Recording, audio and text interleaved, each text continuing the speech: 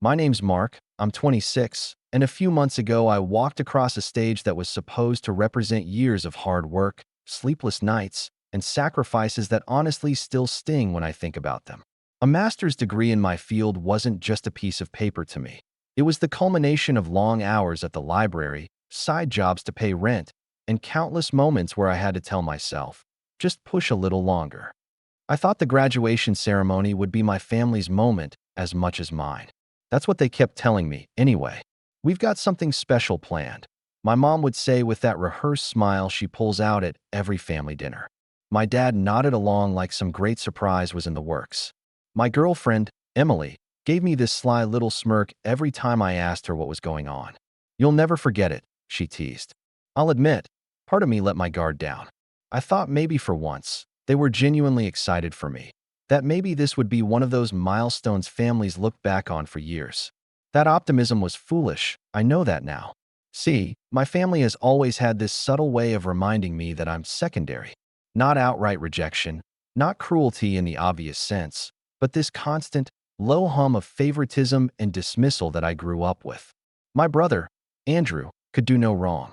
If he forgot to show up to Thanksgiving, he's busy with work. If I had to cancel plans to study, Mark's always so antisocial. If Andrew needed money, everyone rushed in with open wallets. When I asked for help with books, I got a lecture about independence. I think anyone on the outside would miss it, but living in it, you feel it like a draft in the house. Always there, always chilling. Emily knew this about me, or at least I thought she did. We'd talked about it before. She'd seen the way my parents' attention seemed to orbit around Andrew's accomplishments like planets around the sun. She'd even told me once, when it's your turn, you'll shine so bright they won't be able to ignore you. I believed her. I wanted to. Graduation morning, I woke up nervous but excited. Emily kissed me on the cheek, told me she'd meet me at the ceremony, and disappeared hours earlier than I expected. Getting ready for the big surprise, she said. I didn't think much of it. My parents had texted me that morning too. We're proud of you. See you later. No hint of what was coming, just more vague promises. When the ceremony ended, I remember walking out of the auditorium, cap still balanced on my head, diploma folder in hand, scanning the rows of chairs and the crowd outside for familiar faces. At first, I thought I just didn't see them, that maybe they were around the corner or running late. I lingered. My classmates hugged their families, posed for photos, flowers and balloons in hand. One of my professors clapped me on the back and said, "Congratulations, Mark. Where's the fan club?"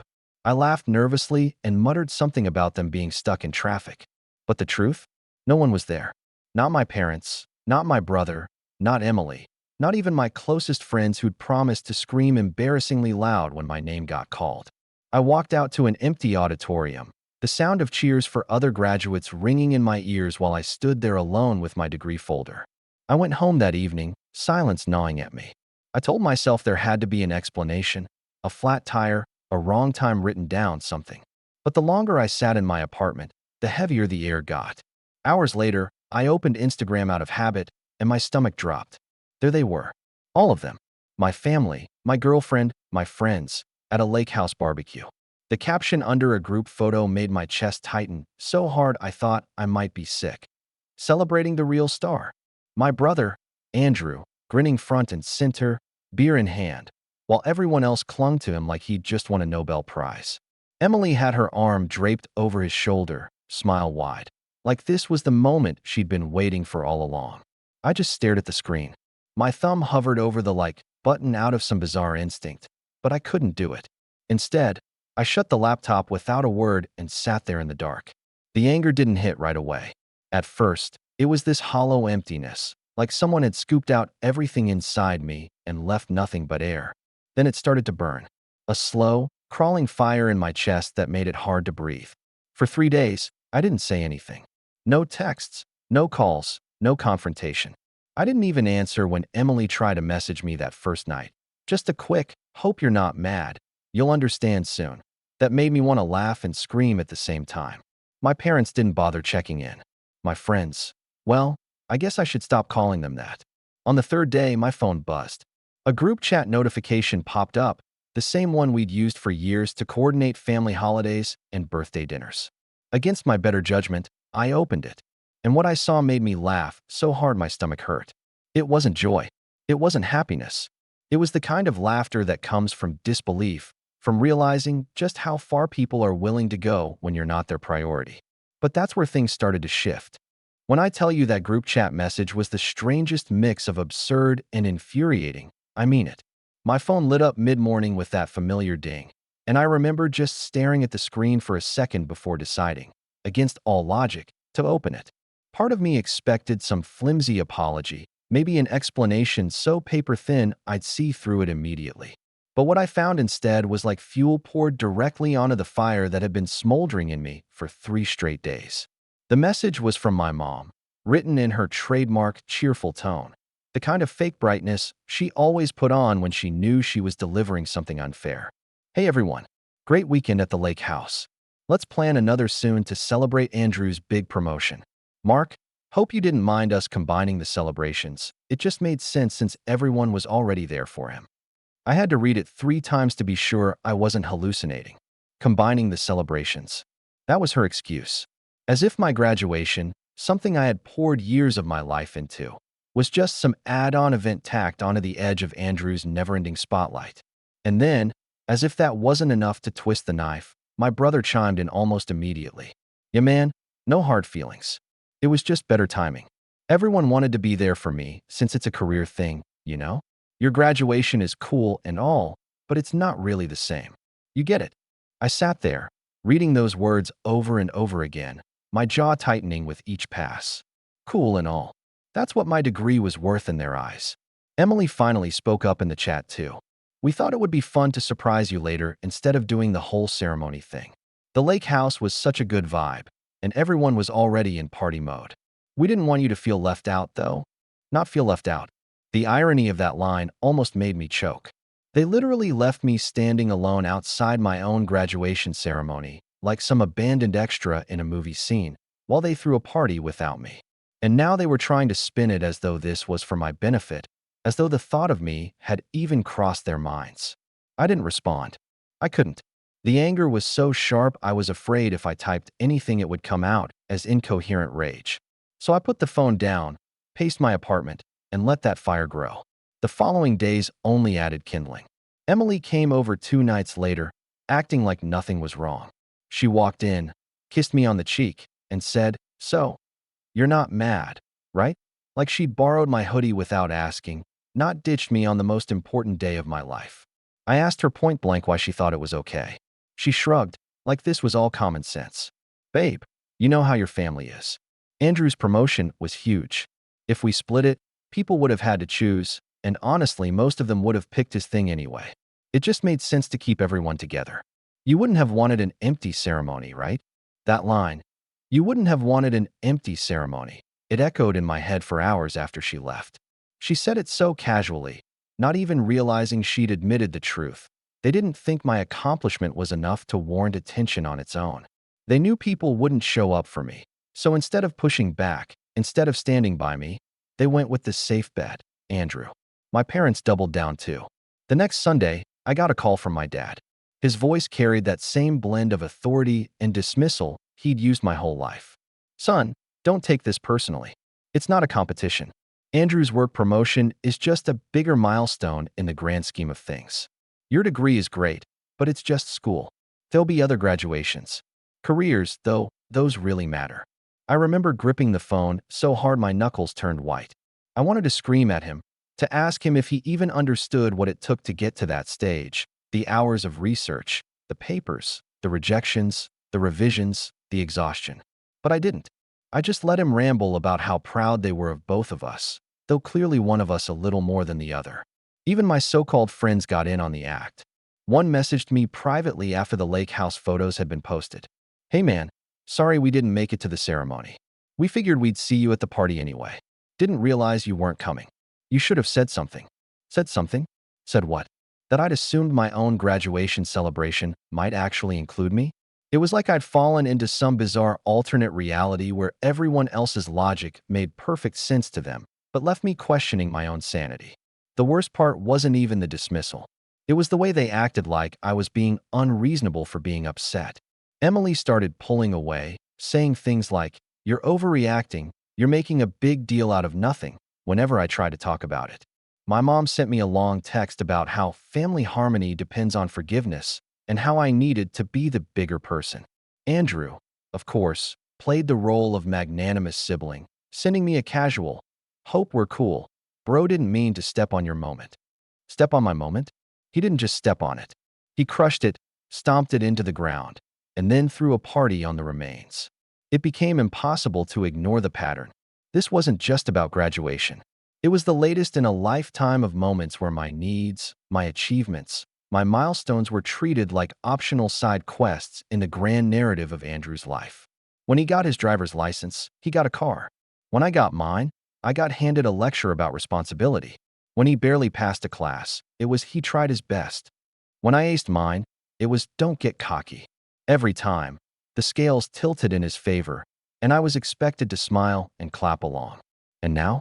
Now they had taken the one moment I'd been holding on to for years, the one thing I thought couldn't be overshadowed, and reduced it to a footnote at a barbecue. I started pulling away, little by little. I stopped answering texts right away, stopped picking up calls unless I had to. When Emily pressed me, I told her I needed space. She rolled her eyes and muttered something about how I was so dramatic lately. That was when it really hit me. She wasn't just complicit, she was part of it. She'd chosen to stand with them, not me. The more distance I put between us, the clearer everything became. Their favoritism wasn't an accident. It wasn't thoughtlessness. It was a choice, one they'd made again and again, until I was conditioned to expect less, to accept scraps, to swallow disappointment with a polite smile. But here's the thing. Something in me snapped after that group chat. The fire that had been burning slowly since graduation wasn't just anger anymore. It was resolve. I realized that if I didn't change the script, they would keep writing me as the background character in my own life. And it was around then that I started noticing cracks in their story. Small things they didn't think I'd catch. Bits of information that hinted their perfect little narrative wasn't as airtight as they wanted it to seem. That group chat message? That was the spark.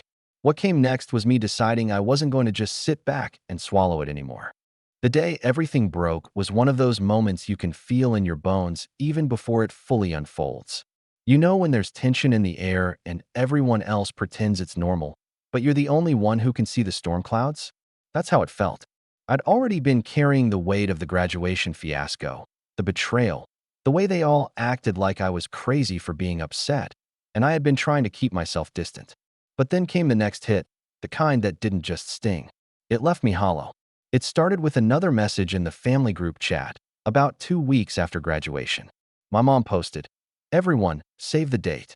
We're hosting a big dinner at the country club to celebrate Andrew's promotion officially. This is going to be our biggest event yet." I stared at it for a long time, waiting for my name to appear somewhere in that message. I will also toast to Mark's graduation, maybe, something. But no, it was all about Andrew. The real star, as their Instagram caption had so cruelly put it. I ignored the message at first. I told myself I wasn't going. I had no interest in sitting through yet another night of everyone fawning over Andrew like he'd cured a disease. But then Emily called me. She sounded chipper, almost rehearsed, like she'd practiced what she was about to say. "Hey babe," she started. "So, about the dinner. I think you should come." "I don't want to go," I said flatly. "You have to," she insisted. "It'll look weird if you don't. Besides, your parents said they've got a surprise plan this time, and they really want you there." The word surprise made my stomach clench. I'd heard that line before, and the last time it ended with me standing alone at my own graduation. But she kept pushing. "Just trust me, okay? Things will be different this time." Against my better judgment, I agreed.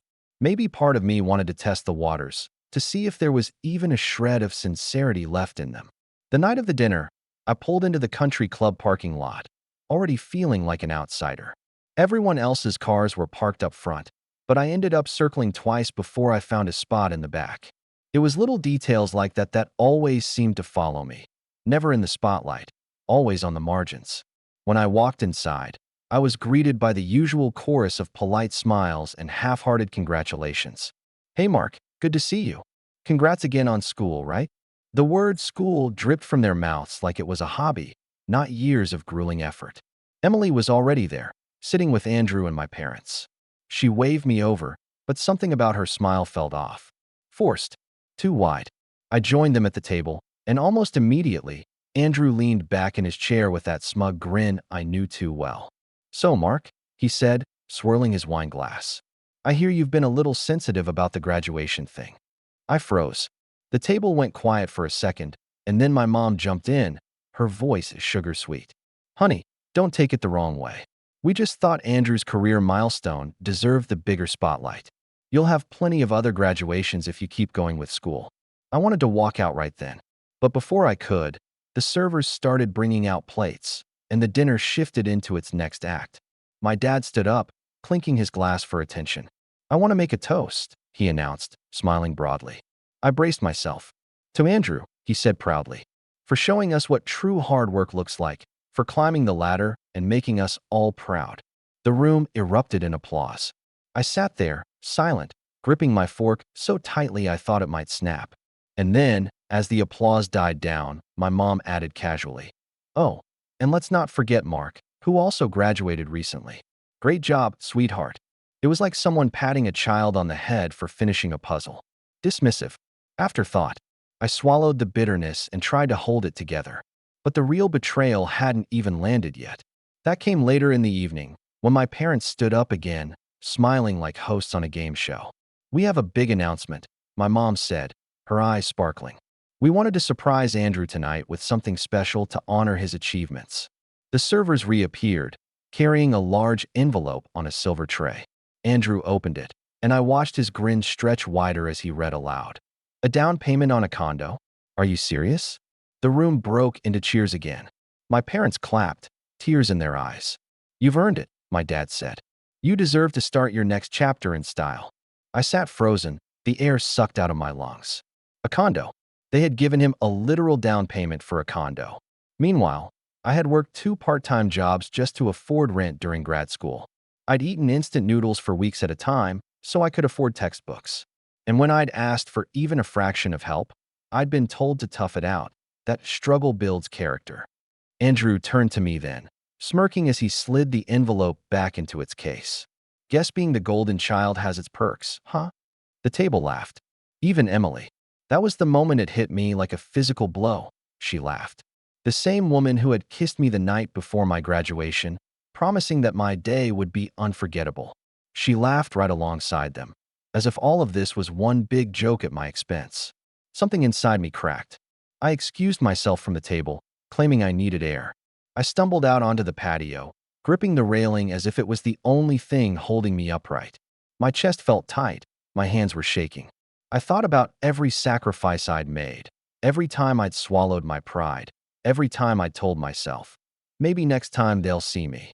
And for what? To watch them hand my brother a condo while I was treated like a child with a participation ribbon? Emily came out a few minutes later. "Mark, don't be like this," she said softly, reaching for my arm. I pulled away. "You knew about this, didn't you?" She hesitated, just long enough for the silence to confirm it. "They told me not to say anything," she admitted. I didn't want to ruin the surprise. I laughed, a hollow, bitter sound. "Surprise? For who, Emily? For me? Or for him?" Her face tightened, and for once, she didn't have a quick excuse. She just looked at me, eyes darting, like maybe she was realizing what this all meant. That was the emotional breaking point for me. In that moment, standing outside that country club while my family toasted Andrew with champagne and my girlfriend admitted she'd been in on it all along, I knew things could never go back to how they were. Something fundamental had shattered. I didn't go back inside. I left, got in my car, and drove away without a word. My phone buzzed all night with messages from my mom, from Andrew, from Emily. All variations of "don't be dramatic. You should be happy for him. Family is about support." But for the first time in my life, I didn't feel guilty for walking away. I just felt empty. And beneath that emptiness, a quiet resolve began to grow. Because if this was how they wanted to play the game, then I wasn't going to sit quietly on the sidelines anymore. And that's where things began to shift, where the seeds of something much bigger, much sharper, started to take root. I didn't sleep the night of the country club dinner. I drove home on autopilot, headlights cutting through the dark, my mind running in loops that wouldn't quiet down. The images kept replaying. My parents beaming as they handed Andrew a literal down payment for a condo, My mom's perfunctory "great job, sweetheart" tossed in like a bone to a begging dog, and Emily's laugh, that sharp, echoing sound that felt like a betrayal all its own. By the time I reached my apartment, I was shaking so badly I could barely fit the key into the lock. Inside, I dropped onto the couch without turning on the lights. The silence pressed down on me, heavy and suffocating. My diploma sat on the shelf across the room, the one thing I thought would finally mean something. Instead, it felt like a joke. I stared at it until my eyes blurred, thinking about all the nights I'd stayed up with coffee at 2 a.m., the mornings I dragged myself to class after closing a late shift at the bookstore, the friendships I'd put on hold, the birthday parties I'd missed, all because I believed the payoff would be worth it. That one day, they'd look at me and say, "We're proud of you." But they didn't. They never would. The next week felt like walking through molasses. I went to work. I came home. I ate whatever scraps were in the fridge. My phone buzzed constantly. Calls, texts, voicemails, all variations of the same tune. "Don't hold a grudge. You're being unreasonable. Andrew deserves this. Stop being jealous." I stopped answering altogether. I left messages unread, let calls go to voicemail. Even Emily, especially Emily, she tried harder than the rest. She showed up at my apartment twice, knocking on the door until my neighbors peeked out into the hallway. Both times I stayed quiet, sitting on the floor with my back pressed against the door, listening to her voice filter through the wood. "Mark, please. You're overthinking this. It wasn't about you. It was just easier this way. We can make it up to you. We'll plan something small, just us. Isn't that enough?" Her words landed like pebbles thrown at a brick wall. Small. Just us. As if what had been taken from me could be patched together with a pity dinner for two. After the second time she left, I sat on the floor until my legs went numb. My apartment was so quiet that the hum of the refrigerator felt deafening. That was the first time in years I thought about leaving. Not just the apartment, but everything. My job, the city, the relationships that had rotted from the inside out. The idea of disappearing somewhere far away where no one knew my family's names felt intoxicating. But reality had claws. Rent was due, bills were stacking, and the student loans that had been lurking in the shadows were starting to send their first polite but firm reminders. I couldn't run. Not yet. The following weekend, I tried something I hadn't done in years. I visited the lake. Not the same lake house they had flaunted on Instagram, but the smaller public dock a few miles down, the place I used to go as a teenager when the noise at home got too loud. I sat there on the wooden planks with my feet dangling above the water, the air damp and cool. For the first time in weeks, I felt something close to calm. The water didn't care about Andrew's promotion. The trees didn't laugh when my mom brushed me aside. Out there, it was just me and the silence. I thought about the word family a lot that day. How it was supposed to mean support, love, loyalty. For me, it had always meant comparison, sacrifice, and disappointment. I thought about every holiday where Andrew's mistakes were excused and my accomplishments minimized. I thought about Emily's smirk when she told me I'd never forget my graduation surprise, and how right she was, though not in the way she intended. That night, back in my apartment, I made a list. I didn't know why I started writing, but once I did, the pen didn't stop. At the top I wrote, "What I want." Underneath, the words spilled out: respect, independence, a future that isn't tied to them, to stop apologizing for existing. Then I flipped the page and wrote, "What they've taken." The list was longer. My graduation, my peace of mind, my dignity, my trust. I stared at those 2 pages for a long time. And for the first time since the dinner, I felt something shift. The ache was still there, the hollow grief of realizing I'd never be the son they wanted, never the partner Emily pretended to love. But underneath it, something new was taking shape, something sharper. It was around then that the calls started slowing down. My family must have convinced themselves I'd gotten over it, because that's what I always did before. Disappear for a while, lick my wounds, then crawl back with a polite smile and a willingness to pretend nothing happened. They thought this would be no different. But this time was different. I started pulling back from everything tied to them. I changed the settings on my phone so group chat notifications no longer appeared. I stopped checking their social media, stopped looking for scraps of acknowledgement in their curated posts. Emily's texts became background noise, piling up unanswered until even she began to taper off. The loneliness was brutal, I won't lie. There were nights I sat at the kitchen table staring at the wall, wondering if maybe I was making it worse by cutting myself off, wondering if maybe they were right. Maybe I was being dramatic. But then I'd remember Andrew's grin as he held that envelope, or my dad's words, "Careers matter, school doesn't." And the doubt hardened back into anger. Rock bottom wasn't one single moment. It was a series of them. It was the day I realized I hadn't laughed in weeks. The night I ate a bowl of cereal for dinner because cooking felt pointless. The morning I woke up and saw the sun shining and felt absolutely nothing. It was being hollowed out by betrayal and silence at the same time. But rock bottom also has a strange way of clarifying things. When you've been stripped of every illusion, when the people who are supposed to love you show you, again and again, that they won't, you start to see the world with sharper eyes.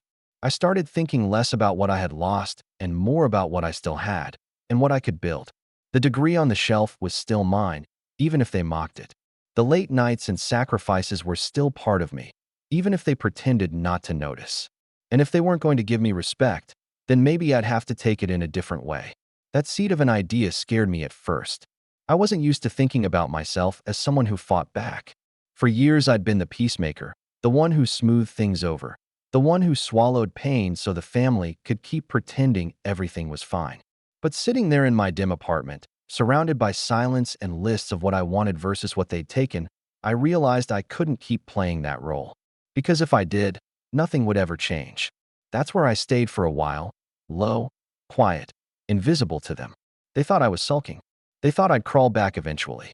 But what I was really doing was gathering myself, piecing together the parts of me they hadn't managed to break yet, and slowly, carefully, beginning to think about the next step. And that's where the story really starts to bend, because rock bottom wasn't the end. It was the foundation. The first thing about climbing out of rock bottom is that it doesn't look like a climb at all. At least not in the beginning. It looks like standing up slowly after being knocked down, knees still shaking, and forcing yourself to take one step, then another, even when everything in you wants to stay on the floor. That's where I was, shaky, unsteady, but moving. And once I started moving, the momentum began to build. The shift came in small ways at first. I cleaned my apartment for the first time in weeks. I shaved, cooked an actual meal, opened the blinds, and let sunlight fill the room. Simple things, but when you've been sitting in the dark long enough, sunlight feels like defiance. I also dusted off my laptop, not to scroll through social media or check the group chat, but to open job listings. See, the degree that had been mocked and dismissed by my family was more than a piece of paper. It was leverage. It represented skills, connections, and opportunities they didn't even care to notice. And if they weren't going to celebrate it, I decided I would use it to build something for myself. I applied everywhere, tailoring my resume late into the night, fueled less by hope and more by sheer determination. Within a month, I landed interviews. Within 2, I had an offer, a solid position at a mid-sized firm that valued exactly what I'd studied. The salary wasn't astronomical, but it was stability. It was independence. It was mine. That first paycheck hit different. I sat at my kitchen table staring at the deposit in my account, realizing I didn't need to ask anyone for help anymore. No lectures, no "we'll think about it." No comparisons to Andrew.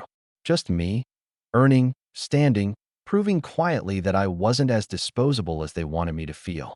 I also started reconnecting with parts of myself I'd neglected. I joined a local gym. Nothing fancy, just a place down the street where I could move, sweat, and shake off the fog. The first few weeks were brutal, but slowly, my body started feeling stronger. With each workout, I felt like I was reclaiming pieces of myself that had been stolen by years of stress and dismissal. At work, I made it a point to show up early, ask questions, and take on projects that others hesitated to touch. My supervisor noticed. "You've got a sharp eye," she told me one afternoon after I'd caught a mistake in a report that saved the team a major embarrassment. For the first time in a long time, someone saw me, not as a shadow to Andrew, not as the overlooked sibling, but as someone competent, capable, valuable. The recognition lit a fire in me. I began to push harder, not in a desperate way, but with quiet confidence.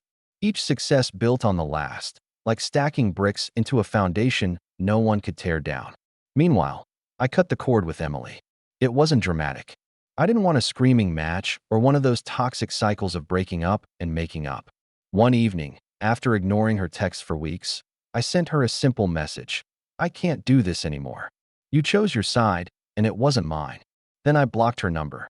It hurt. Of course it did. I'd imagined a future with her once. But that future had burned to ashes at the country club the night she laughed with them. Ending it felt less like loss and more like closing a door that had been dragging me down. With that chapter sealed, my focus sharpened. My weekends became about me, exploring new parts of the city, picking up hobbies I'd shelved during grad school. I found a quiet joy in photography, wandering with a camera and capturing details most people overlooked. It wasn't about recognition. It was about seeing the world through a new lens, literally and figuratively. Then came the race. 6 months into my new job, my supervisor called me into her office. "Mark," she said, "your work ethic hasn't gone unnoticed. We'd like to offer you a promotion." It wasn't just a promotion. It was validation. It was proof that hard work, my hard work, meant something when I wasn't under the thumb of people determined to diminish it. I accepted, thanked her, and walked out of that office with my head high. By this point, I'd quietly rebuilt myself into someone stronger than I'd ever been. Financially stable, emotionally steadier, independent. But the most important part wasn't the paycheck or the promotion. It was the realization that I didn't need their approval. For the first time in my life, my self-worth wasn't tethered to whether my parents clapped for me or if Andrew smirked less cruelly. And yet, even as I rose, they remained oblivious. The family group chat carried on, filled with pictures of Andrew's new condo, my parents visiting him every other weekend, updates about his incredible success. Not a single message asking how I was, not one mention of my job, my promotion, my life. They didn't know, and I didn't tell them. Let them believe I was sulking in silence. But here's the thing about building quietly. People assume nothing is happening. They don't realize the ground is shifting beneath their feet until it's too late. I started keeping a private journal of everything. My progress, their neglect, the patterns I'd finally begun to see clearly. Not out of spite, but out of clarity. Because I knew someday, those records would matter. They'd be the blueprint for something bigger. And that's when the idea started to take root. I wasn't just climbing for myself anymore. I was preparing. Preparing for the moment when I'd stop being the overlooked son, the invisible sibling, the dismissed graduate. Preparing for the day I'd hold up a mirror and make them see exactly who they'd created. But that moment wasn't here yet. For now, it was about building. Higher, stronger, steadier. And with each step, I felt the weight of their neglect transform into something sharp, something I could wield. Because the rise wasn't just about survival. It was about setting the stage. And soon, they'd realize just how much higher I'd climbed while they weren't looking. If you had asked me 6 months earlier whether I was the kind of person who could quietly build a plan and play a long game, I would have laughed. Not because it sounded funny, but because I knew myself. I was the guy who apologized when someone bumped into me. I was the guy who forgave because making noise felt exhausting. But something about being stripped down to the bare bones of myself changed that. There was a clarity that came with being proven unimportant by the people who were supposed to matter most. When everything you trusted dissolves, you either float or you learn to swim in a different direction. I learned to swim. The setup for what came next wasn't cinematic. There were no cloak and dagger meetings under streetlights, no dramatic reveals whispered into a cigarette smoke. It was 1,000 small moves made deliberately, like placing coins into a jar until they made enough noise to be counted. It started with the promotion, the one that made my inbox respectable and my calendar full of meetings.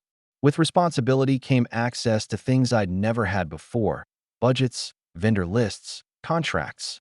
I worked in corporate development, not glamorous, but the kind of job where you peek behind the curtains of business promises and see the gears.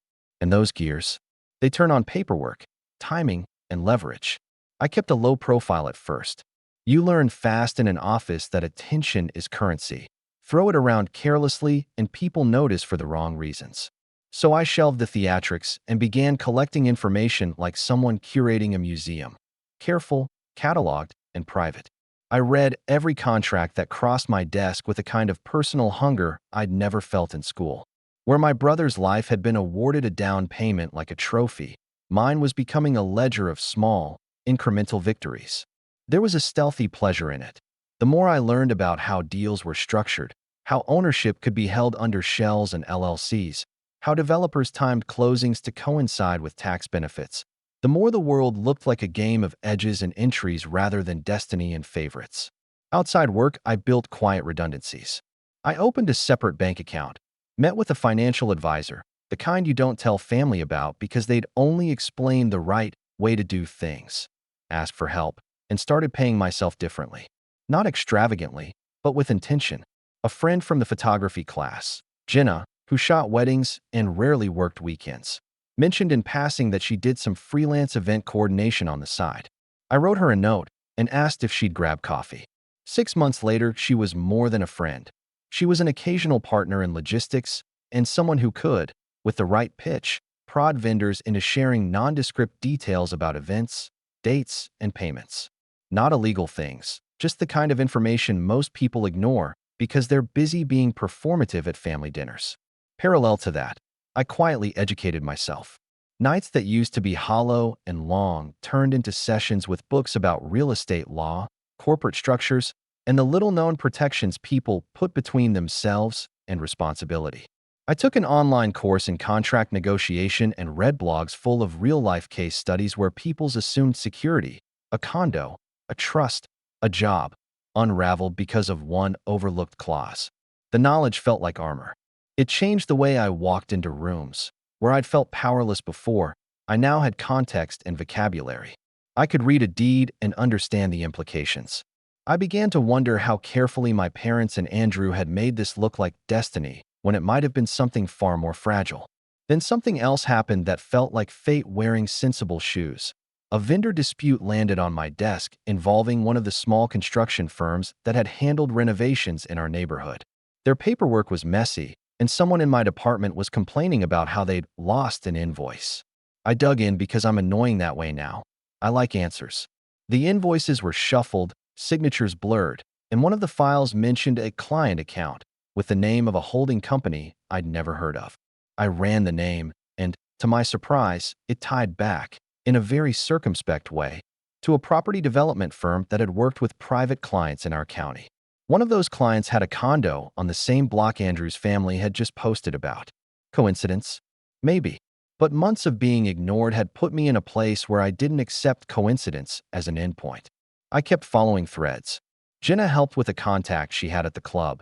He mentioned, offhand, that the developers sometimes left closing paperwork pending so they could finalize allocations after a promotional event. The phrase was opaque. It smelled like maneuvering. My stomach tightened. If there was wiggle room in how ownership and payment were recorded, if a down payment had been made in a way that relied on timing, rebates, or family guarantees, there might be leverage. Leverage wasn't about revenge for revenge's sake. It was about changing a system that made my family's favoritism feel like an immovable mountain. Leverage was about making them see the consequences of decisions they'd been handing out like confetti. At work, I had started overseeing vendor due diligence for a small project. It was enough of a role to justify calling a few industry contacts and asking for background. I learned how developers shuffle titles through LLCs to limit liability and how gifts, like a down payment, are sometimes structured as loans or advances for tax reasons. More importantly, I met people who handled title insurance and mortgage oversight. You can't imagine how many doors open when bureaucracy trusts you with a badge and a meeting room. Not because I was clawing, but because I'd earned a seat at a table where processes are explained in concrete terms rather than family stories. As I stitched these pieces together, I also built a small but powerful network. There was Mia, an accountant who once did a favor for a colleague and knew the red flags when family finances were masked as corporate expenses. There was Tom, a loan officer who liked straight talk and would, for a price, show me how a financing agreement looked when it depended on parental guarantees. None of them were interested in drama. They were interested in the truth behind the numbers. And truth is the enemy of comfortable lies. One night, poring over copies I'd quietly secured, public records, vendor lists, the occasional contract clause, I realized something important. The condo's down payment was a paper trail of goodwill more than a bulletproof gift. It had contingencies. It relied on developers clearing certain liens or on a timeline that, if interrupted, could cause the gift to become a mess. It was the sort of thing families used to perform generosity without actually parting with long-term control. My parents had the best of both worlds.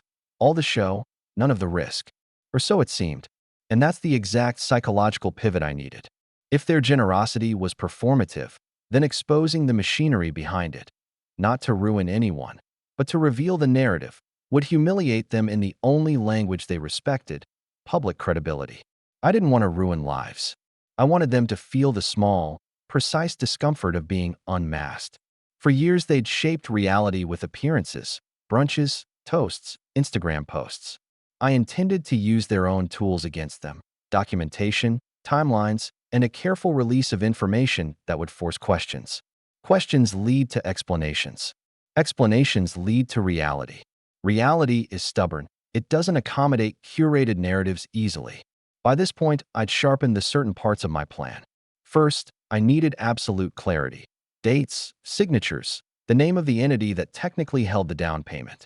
Second, I needed someone on the inside who would corroborate what documents suggested: a notary who remembered an odd clause, a loan officer who could explain a conditional payment.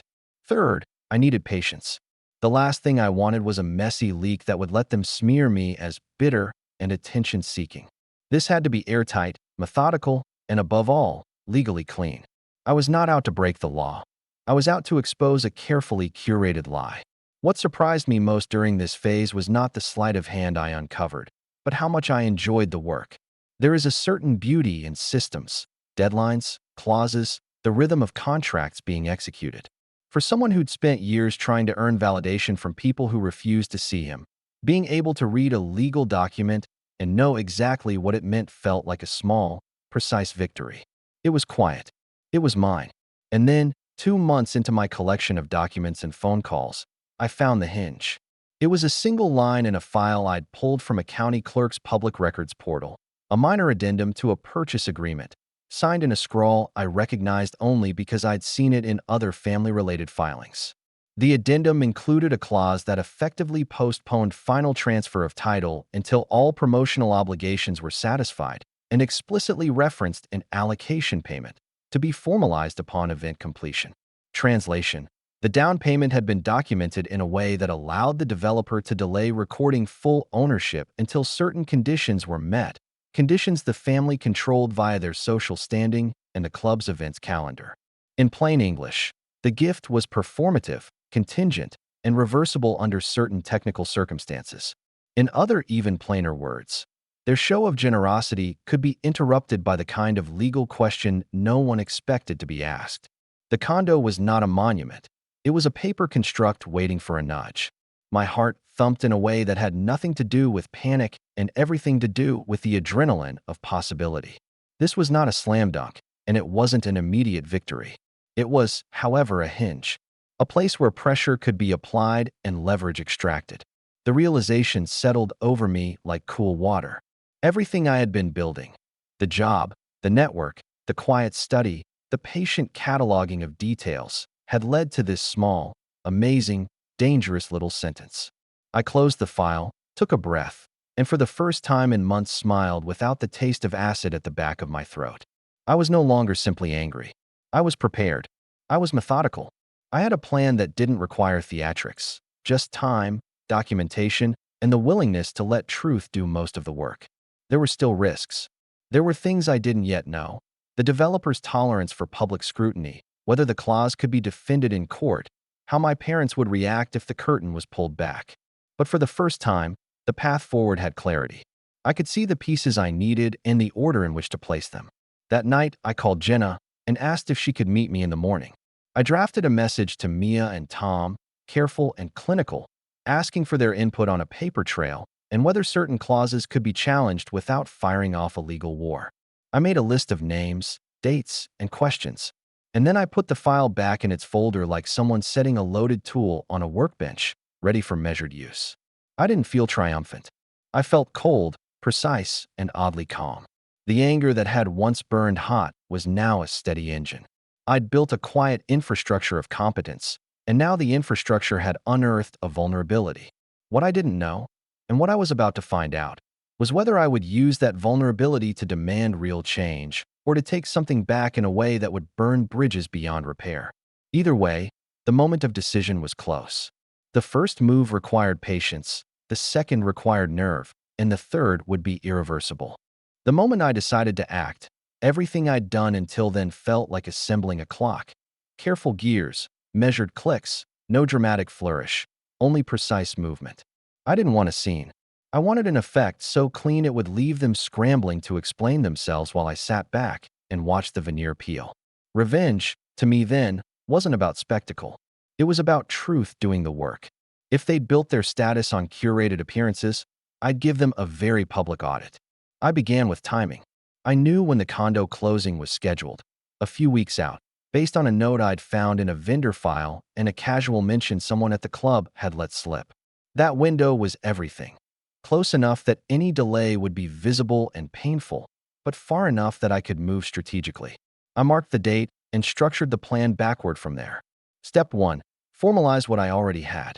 I compiled a tidy dossier, the county addendum with the promotional obligations clause highlighted, copies of the Instagram posts and photos showing the timeline, the vendor correspondence that hinted at allocation payments, and printouts of the public records tying the holding company name back to the condo project. I included annotated notes, dates, sources, and a plain English summary at the front. I wasn't trying to be clever. I wanted the facts to sit on someone's desk and speak plainly without emotion. Step 2. Assemble credible intermediaries. This wasn't something I wanted to be seen doing alone. If I sent a rattling message signed, Mark, bitter sibling, they'd call me dramatic and the whole thing would be dismissed. But the same facts packaged by a title company, an accountant, and a loan officer had muscle. So I reached out quietly to Mia, Tom, and Jenna.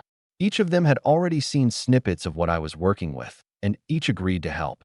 Not because they wanted to ruin a family, but because the legal structure I'd uncovered was sloppy and deserved scrutiny. Mia, the accountant, ran the numbers and called back with a calm voice I'd come to trust. "There's enough here to ask questions," she said.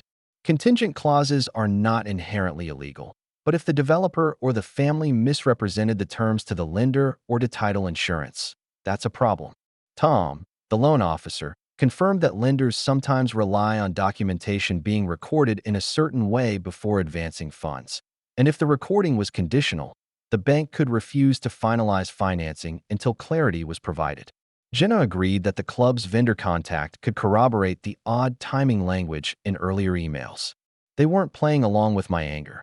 They were helping me test a bureaucratic lever. That distinction mattered. This had to be about procedure, not melodrama. Step 3. Formal inquiries. I drafted 2 letters that felt clinical and cold in their precision. One was addressed to the title company handling the condo's closing, the second to the developer's legal counsel. Both letters laid out the clause I'd found, requested clarification about the conditions for final transfer, and asked whether any liens, pending allocations, or undisclosed contingencies existed that could affect clear title. The letters were courteous but firm, the kind of correspondence that, if ignored, becomes evidence itself. I did not copy the family. I wasn't interested in grandstanding in the family group chat. Instead, I copied parties who could realistically hit pause if something was off. The title company, the lender's compliance officer, via Tom, the county clerk office that maintained records, and the bank's title insurance underwriter. I also, as a courtesy and tactical move, sent a brief heads-up to the club's general manager. Not accusatory, just a note. You may want to be aware that certain documents affecting a recent down payment contain conditional language. We've requested clarification. Thought you should know in case this affects upcoming events. That line was deliberate. If the club valued its reputation, they'd pay attention. I'm not ashamed to admit I felt a sick, electric thrill when I hit send. It was a grown-up, strangely satisfying version of calling out a cheat on a test. The bureaucracy that had made my parents' performative generosity possible now had the potential to do the exposing.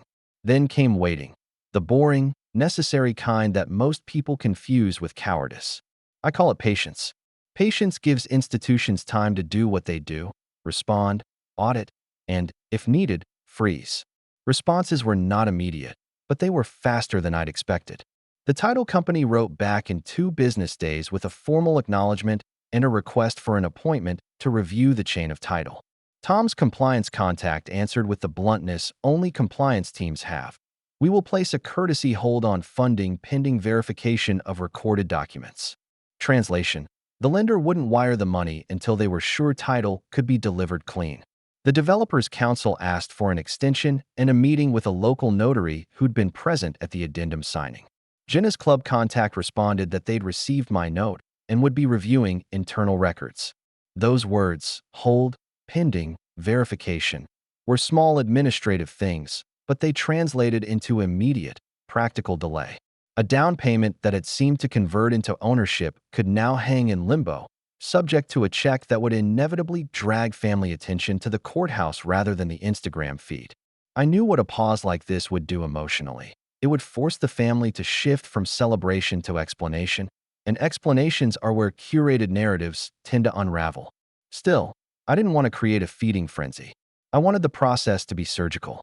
So I continued quietly, making phone calls only when necessary, confirming meetings, and ensuring every request I made was backed by protocol. I had learned that the law and administrative processes are stubbornly neutral. They respond to documentation, not to feelings. If I wanted consequence, I needed to stay procedural. 2 weeks before the scheduled closing, the developers' counsel asked to meet in person. That request was both an opportunity and a risk. I negotiated the meeting through Mia and a small legal aid. Nothing dramatic on my side. I wanted the developer to present answers in a setting where someone who knew accounting could interpret nuances and call them out if needed. The meeting was scheduled for a neutral location, the county clerk's public room, during regular business hours. Neutral ground reduces theatrics and increases clarity. It was exactly the kind of pressure I wanted. On the morning of the meeting, my hands felt steady.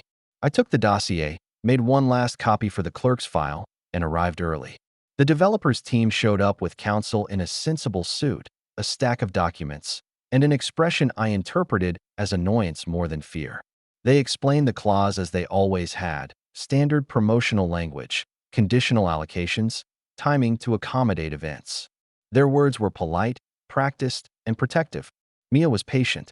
She asked for specifics. The exact dates payments were recorded, whether any escrow accounts held the funds, and whether the lender's conditions for advance had all been met. The developer's counsel sidestepped a bit, offering a partial explanation about administrative timing and promising full documentation by the end of the week. At that point, the clerk noted the request and reminded everyone that until the title was recorded and funds were advanced, no transfer was final in the eyes of the county. I felt the moment tighten like the final turn of a key. The developer's promise to clarify by week's end was thin currency. The lender's hold remained in place. My family, who'd expected a seamless victory lap, was about to be asked for proof of what they'd been presenting as generosity. Before the meeting broke up, the clerk asked a question that landed differently than all the rest. Is there any party here who disputes the timing or reality of the payment? His eye flicked to me, casual and procedural. I could have stayed silent. I could have let them save face.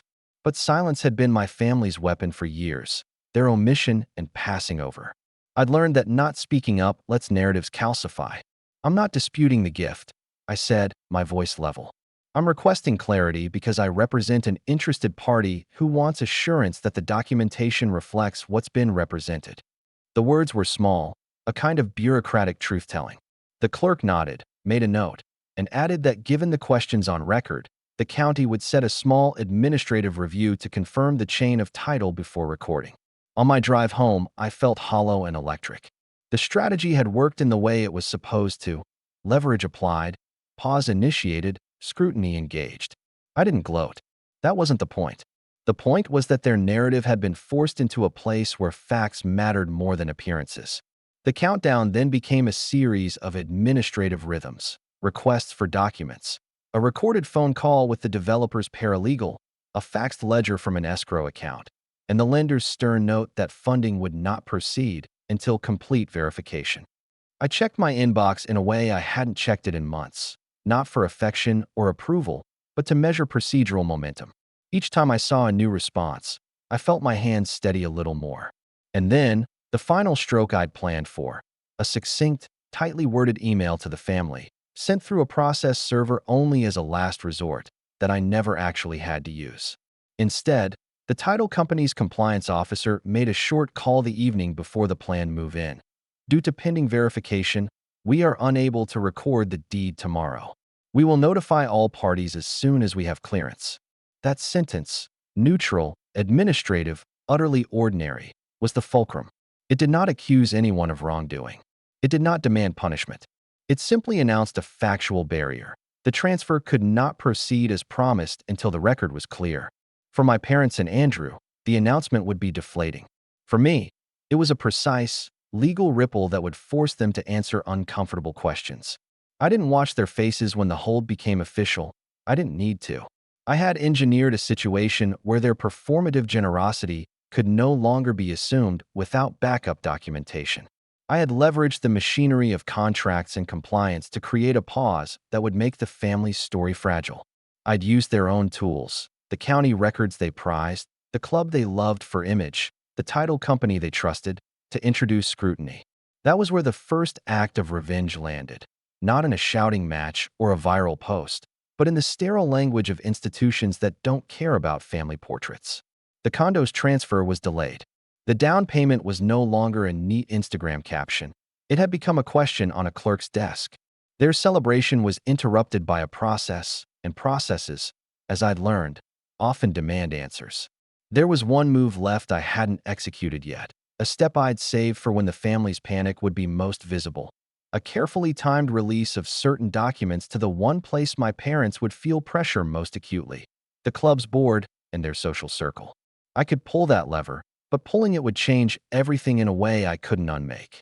It would force not just questions, but public explanation. That choice felt like standing at the edge of a stage with a microphone in my hand. The crowd was gathered. The mechanism beneath them had been exposed, and the first administrative consequences had begun. The rest, the part where faces flush, excuses tumble, and reputations wobble, was coming, but I hadn't decided how loudly to strike. Fallout has a way of rolling in quietly before anyone realizes the storm has already hit. The first cracks didn't come from me sending anything directly to my family. They came from the institutions that my parents trusted more than their own blood. When the title company officially delayed recording the condo transfer, the phone calls began. My parents called the developer. The developer called the bank. The bank pointed back to pending verification. And suddenly the triumphant gift they'd used to crown Andrew's promotion wasn't a reality. It was a question mark hanging in the county clerk's office. I didn't hear this from them, of course. They weren't about to admit the facade was crumbling. I heard it from Jenna, whose contact at the club said my parents had shown up to a board luncheon looking pale and distracted, whispering into their phones instead of holding court. Andrew, apparently, was furious.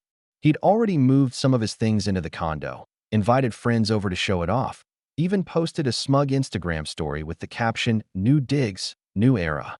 The comments were full of congratulations. The next day, the story disappeared. Then came the message I'd been waiting for, a group chat ping from my mom. "There seems to be some confusion with the condo paperwork. We're sorting it out. No need for anyone to panic."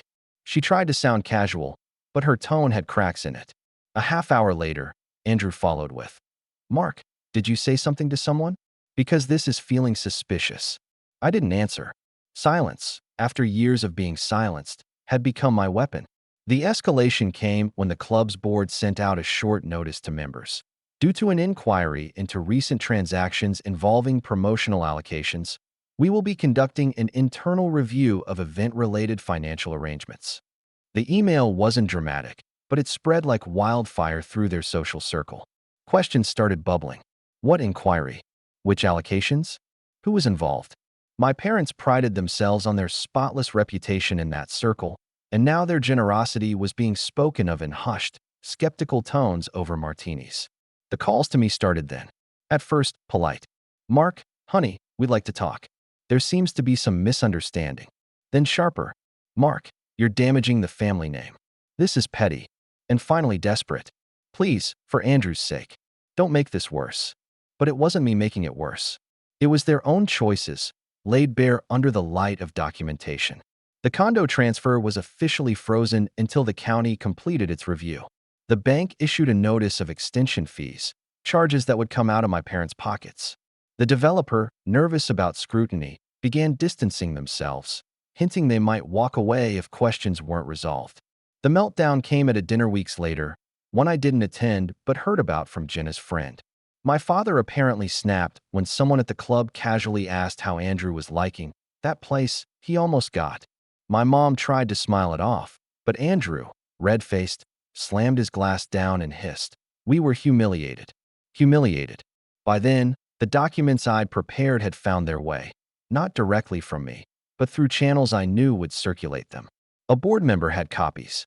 A vendor whispered details. The truth didn't need me to shout. It needed me only to nudge, and the machinery of gossip and bureaucracy did the rest. Emily reached out once more, weeks into the fallout. A single message. I didn't realize you were capable of this. I read it twice, then deleted it. She was right, though. I hadn't realized either. The final blow wasn't loud. It was an email from the title company to all parties. Given unresolved discrepancies, we are unable to proceed with transfer of ownership under the current terms. Funds will be returned to the originating account pending renegotiation. In other words, no condo, no celebration, no gift to parade. The crown jewel had turned to dust. And that was the fallout. My parents, forced to explain to their peers why their grand gesture had dissolved. Andrew, humiliated after bragging about a condo that never materialized. Their narrative, the one where they were the magnanimous benefactors, the family who rewarded success, shattered by the simple, boring truth of paperwork. As for me, I didn't gloat. I didn't send a single "told you so." I just kept living. Promotion after promotion, paycheck after paycheck, building a life that was mine alone. They tried to call, tried to salvage a relationship on their terms, but I gave them nothing. No fuel, no forgiveness, no audience. The last line of this chapter came not from me, but from the same group chat where this all began. Weeks after the fallout, Andrew sent one final message. Mark, I hope you're happy. I looked at it for a long time, then finally typed a reply. Short, simple, undeniable. I'm not happy. I'm free. And with that, I left the chat for good.